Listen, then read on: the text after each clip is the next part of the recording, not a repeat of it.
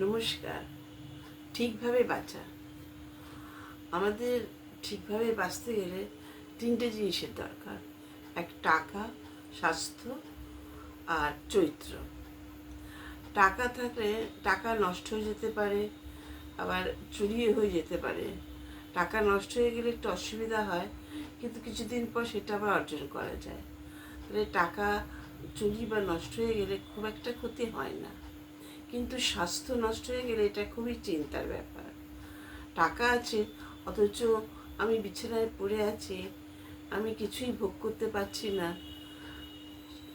তাহলে খুবই চিন্তার ব্যাপার। আবার টাকা আছে, স্বাস্থ্য আছে, কিন্তু চরিত্র খারাপ।